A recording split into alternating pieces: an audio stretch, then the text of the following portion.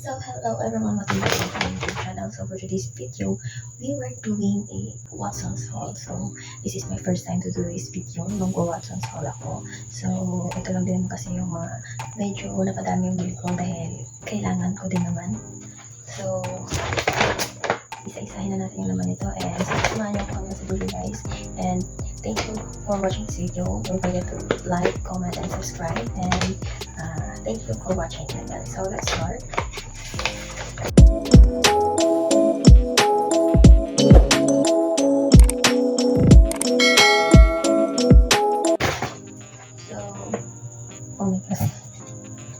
So bumili ako nitong so this is Dove Radiant Plus Care Deodorant Dry Serum. So this deodorant has a 3% niacinamide plus 10 times collagen. So hindi ko pa siya nagagamit guys, pero gusto ko siyang matry since meron naman siyang ako nabasa ng niacinamide at saka collagen. So hindi ko alam, baka buy one with one free siya. So itry na lang natin. So ito yung first item na nandito sa box. So second is itong Dazzle Me. So kaya binili ko itong Dazzle Me kasi dahil kailangan ko siya dahil sa gagawin kong event. Ito, neutral colors lang siya. So ito siya. Ito yung packaging niya. Dazzle.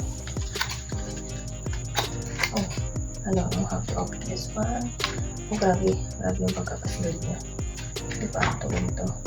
Magaling pala yun. The World Traveler's Eyeshadow Palette.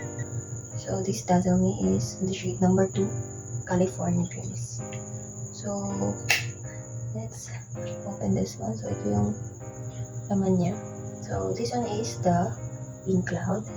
Next naman is itong TGIF. Next one is the Fancy, Hollywood, Dilan, LA, Fireworks, at saka ito ang Malibu. So maganda naman siya, may cosmetics pa din siya. So this is a one of the product that I bought in Watson's. So eyeshadow palette siya. So another collection sa mga eyeshadows since gagamitin ko siya para sa wedding. So next is so dahil ayoko nung so in love para pang Jeji days yun. So during my Jeji days is itong Pickled Pink yung body spray na ginagamit ko. So binili ko lang siya ulit kasi naubos na yung pang na binili ko din sa Watson's. So next is itong Mera Fresh Glow. So I always use this moisturizer kapag meron akong nagma-makeup ako na sa mga client ko. So gumagamit talaga ako ng moisturizer. Ang ginagamit ko itong Myra na color blue. So ito yung ginagawa kong base. So next is ito. So this is eyeliner from Dazzle Me. So binili ko din siya kasi focus na din yung eyeliner ko na para sa Maybelline. So ito na lang yung gagamitin ko para din sa wedding. So next is ito. Dazzle Me din. Dazzle Me na mascara. So focus na din yung Maybelline ko. So gusto ko lang mag-try kasi never pa ako nakatry ng mga Dazzle Me na products. So malalaman lang yan. So magbibigay na ako ng review soon sa mga product na mga binili ko ngayon. So next is ito. Pinaka-expensive.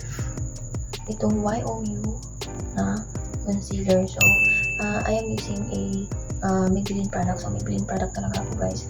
So since pagpunta ko ng Watson's is meron namang mga dicers doon na nagre-recommend ng product nila. So in-offer niya sa akin itong YOU kahit na mahal siya pero hindi ko pa siya na-try. So gusto ko siyang i-try kung worth pa yung price niya dun sa mismong product na binibenta nila. So this is YOU concealer.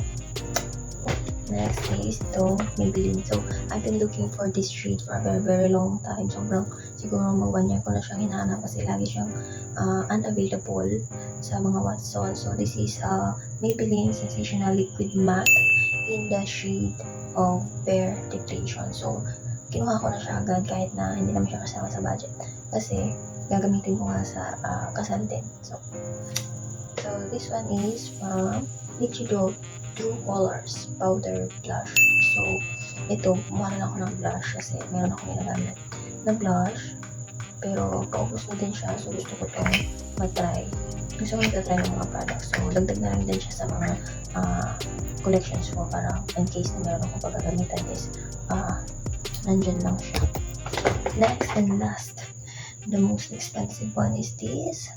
From YOU din siya. Cloud Touch. So, sabi ng licers is, ano siya, skin tint. Parang gano'n. So, this one is 699 pesos. Mas mahal pa siya dun sa parang liquid foundation nila. Pero hindi ko alam kung ano pinagkaiba. Pero, nung iniswatch namin siya sa kamay ko, parang matipid siya. Tsaka nakaka-cover niya naman yung mga dapat i-cover. So, but this one is Cloud Touch Blurring Skin Tint. Tsaka meron na rin pala siyang SPF 25 PA++. So, maganda rin naman siya. So, we're done guys. So, thank you for watching this video. So, ito na yung mga napamili ko ngayon. So, magbigay ako ng review soon. Thank you for watching this video. Kung bago sa video na ito, don't forget to comment if meron kayong mga requested videos. At saka, don't forget to like and then to support my YouTube. So, thank you for watching. See you again on my next vlog. Bye!